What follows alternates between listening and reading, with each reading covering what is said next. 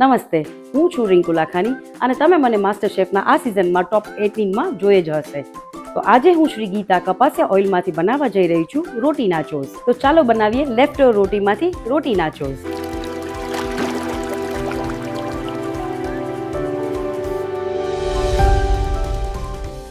તો આ left over રોટી છે. અત્યારે હું એને ટ્રાયંગલ શેપ આપીશ.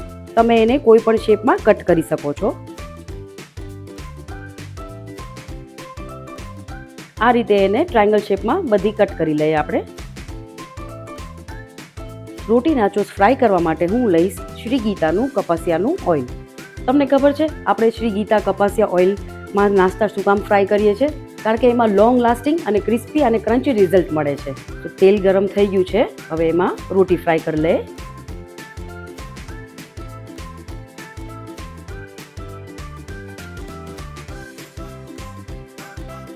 પાંચ જ મિનિટમાં તમે જોઈ શકો છો રોટી એકદમ ક્રિસ્પી થઈ ગઈ છે.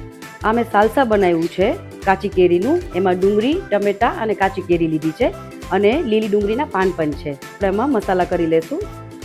મીઠું ઉમેરીશું, ધાણા જીરું છે અને થોડું મરચું નાખશું.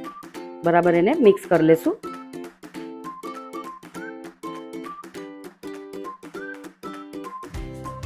તો આપણા રોટી નાચોસ રેડી છે, એકદમ ક્રિસ્પી અને ક્રન્ચી. એની ઉપર આપણે કાચી કેરીનું સાલસા એડ કરી દઈશું.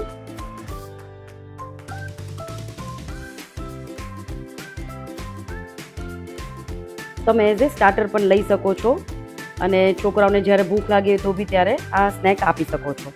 કોથમીરથી એને ગાર્નિશ કરી દઈશું.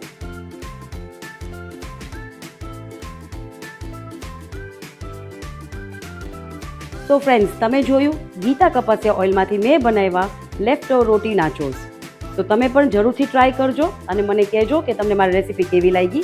અને ગમી હોય તો લાઇક, શેર અને સબસ્ક્રાઈબ જરૂરથી કરજો. તો આ પ્લેટફોર્મ દેવા માટે હું શ્રી ગીતાને ખૂબ જ આભારી છું. Thank you very much.